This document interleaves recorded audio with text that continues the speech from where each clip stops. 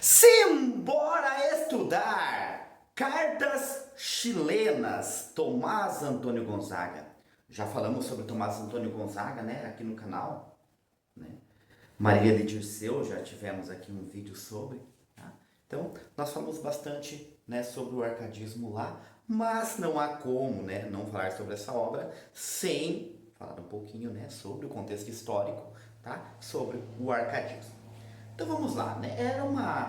Foi uma fase ali de iluminismo, né? Então aquela coisa da separação da igreja, né? Eu sempre comento que Ouro Preto é uma cidade um tanto diferente, né? Porque ali em Ouro Preto nós temos a cidade deu as costas para a igreja, né? Então é, percebam ali na Praça Tiradentes, né?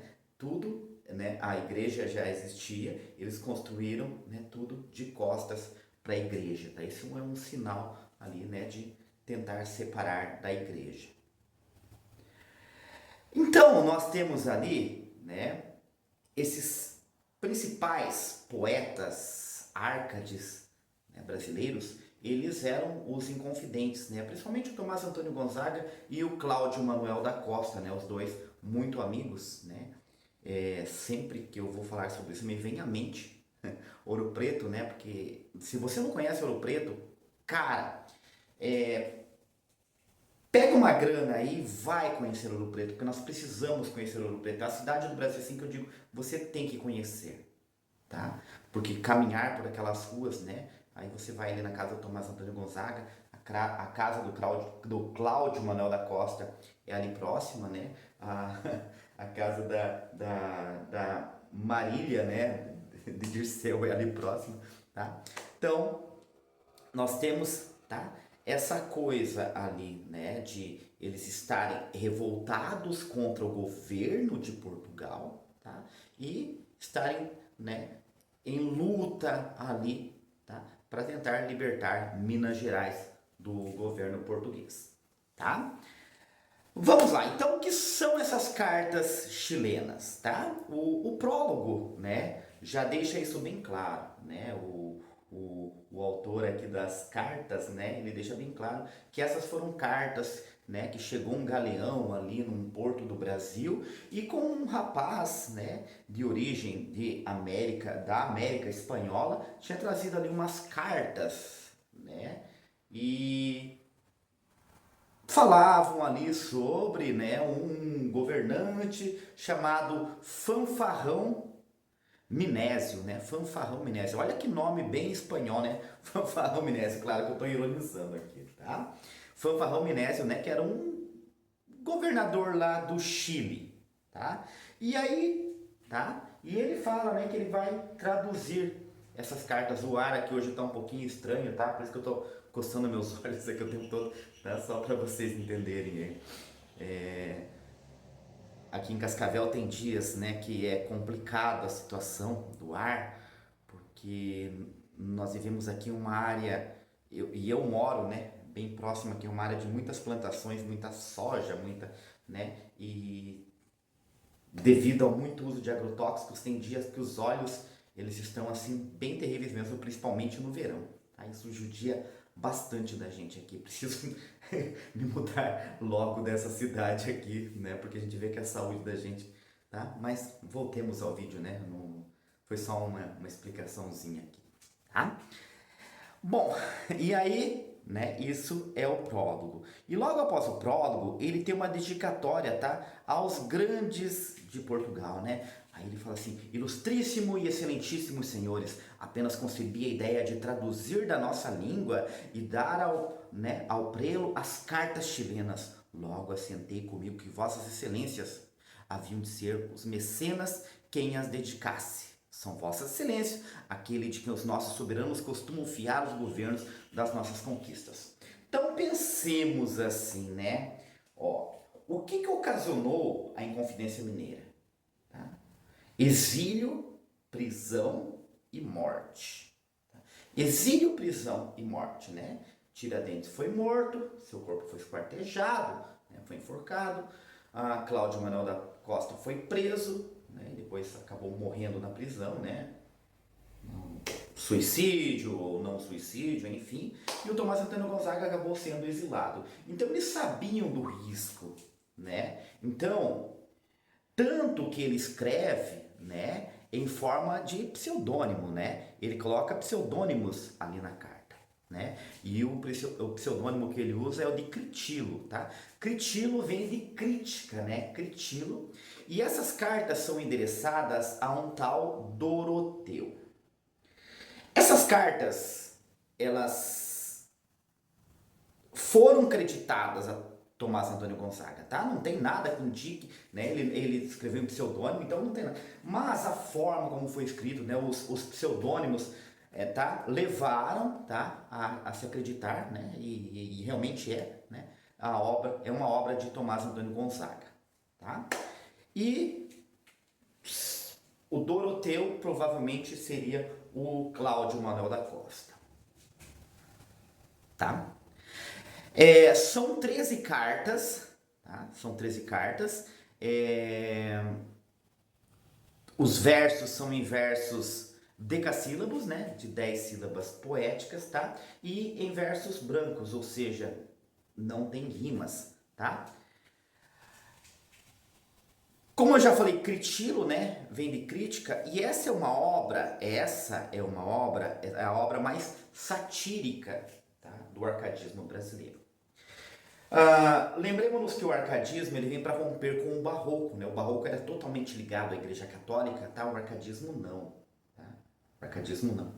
Só que aí a gente viu uma similaridade, tá? Uma similaridade entre essa obra e muitos poemas, tá? Muitos poemas do Gregório de Matos. Só que o Gregório de Matos ele tinha problema lá na Bahia e o Tomás Antônio Gonzaga lá em Minas Gerais, em Ouro Preto. Tá? Então, são aí similaridades. Claro que a forma como esses textos foram escritos, eles são bem diferentes. O foco dessa obra, né, o foco dessa obra é ela mostrar ali, né, os desmandos, a forma, a corrupção, né, tudo aquilo que acontecia, né, no governo de Luiz da Cunha Menezes, que era o governador, né, da capitania de Minas Gerais.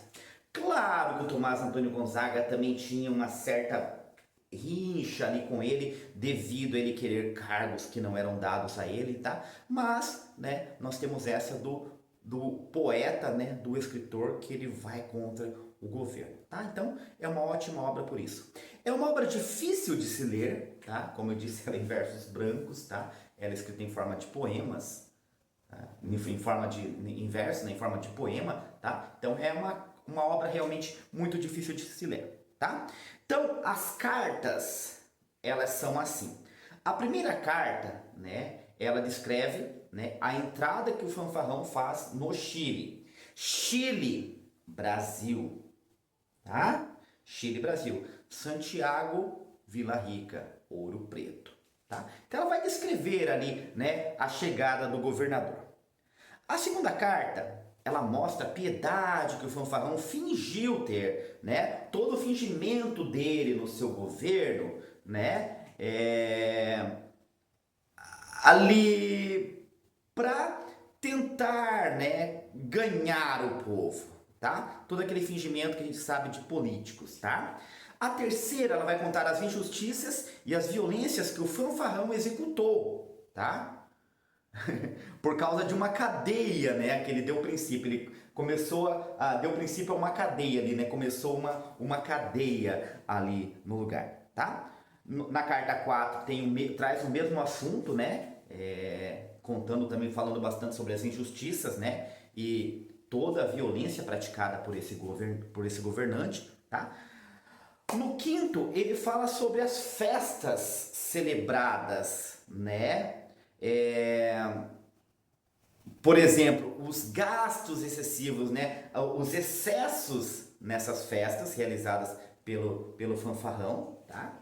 Na sexta, eu tô seguindo aqui para não me perder, tá?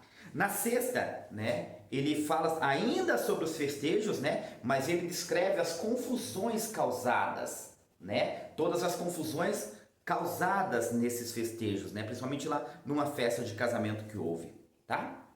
A carta sétima, ela não tem um subtítulo, né? Mas ela fala sobre decisões do governo, tá? Claro que sempre em tom de crítica, tá? Porque esse governante, ele não é um bom governante. A oitava carta, né? Ela fala sobre os despachos do governo, né? E ele vai de maneira irônica, tá? Descrevendo todas as corrupções praticadas por esse governo, tá? Mas em forma irônica. Tá? A 9, né, fala sobre. Continua falando ainda, né? Ela continua falando ali sobre as desordens, né, do governo, todas essas desordens do governo. A 10ª carta também continua falando sobre as desordens do governo, tá? A 11ª fala, né, sobre as brejeirices dele, ou seja, as alegrias, né, os gastos excessivos, as coisas que ele fazia, né, para se manter ali no governo, claro, os gastos excessivos também, como já foi anteriormente, tá? A 12ª carta, né, ela fala do nepotismo do governo, tá? Então, esse favorecimento de pessoas próximas ao governo, né? Tá? E muito da hipocrisia do governo também, tá? Vocês estão lembrando aí, né? Parece muito atual isso, né? Tá? E a última carta, né? É uma carta que ficou inacabada, tá? Mas ele fala sobre as perversidades do governo, né? O sistema desse governo e as perversidades, né, que esse governo fazia. Eu vou pegar aqui um trechinho da carta, tá? Para mostrar para vocês. Então, por exemplo, né? Ó, a carta primeira, em que se descreve a entrada que fez fanfarrão em Chile. Então, a maioria das cartas elas têm um subtítulo ali para entender. Tá? Amigo Doroteu, prezado amigo, abre os olhos, boceja, estende os braços e limpa das pestanas carregadas o pegajoso humor que o sono ajunta. Então percebam, tá? Versos brancos. Tá? Elas, como eu falei para vocês, é uma carta até um tanto difícil de se entender. Tá? Ao nosso grande chefe, outro soldado, por vários crimes convencido e preso, lança-se o tal soldado de joelhos aos pés do seu herói, suspira e treme. Não nega que ferira e que matara, mas pede que lhe valha a mão piedosa, que tudo pode, que ele aperta e beija. Pergunta-lhe, bom chefe, se os seus crimes divulgados estão. E o camarada, então, com semblante já teve, lhe responde. Com semblante já leve, desculpa. Com semblante já leve lhe responde que suas graves culpas foram feitas em sítios muito distantes dessa praça. Então o chefe compassivo manda tirar os ferros dos seus braços. Há-lhe um salvo-conduto com que possa, contanto que na terra não se saiba, fazer impunemente insultos novos. Então, a forma ali como o governo agia, né? Dependendo de quem fosse próximo ou quem fosse mais longe dele, né? Um governo totalmente autoritário. Maldito Doroteu, maldito seja o vício de um poeta que, tomando entre dentes alguém, enquanto encontra matéria que discorra, não descansa. Agora Doroteu mandou dizer-me, o nosso amigo Alceu, que me embrulhasse no par do casacão ou no capote e que, pondo o casquete na cabeça, fosse ao sítio Covão jantar com ele. Eu bem sei, Doroteu, que tinha sopa com ave com presunto. Sei que tinha de mamota, vitela, um gordo quarto. Que tinha fricassês, que tinha massas, bons vinhos de canárias, finos doces. E de mimosas frutas, muitos pratos. Porém, que importa, amigo, perdi tudo só para te escrever mais uma carta. Maldito Doroteu, maldito seja, né? E ele chega a falar sobre o amigo, o que ele está perdendo coisas ali, né? Os prazeres devido a estar escrevendo essa carta. O poeta realmente um ser muito triste, tá? Bom, pessoal, eu acho que é isso, né? Não tem muito o que falar sobre, né, cartas chilenas, tá? Mas lembrem-se só, crítica e tenham em mente, tá? É uma crítica, como se fossem umas cartas perdidas, né, que vieram parar no Brasil, mas falando sobre Santiago, que na verdade falam sobre Ouro Preto, tá? Sobre o governador de Minas Gerais, tá? Em forma de sátira. Beleza, pessoal? Espero que tenham compreendido. Por hoje é isso e simbora estudar!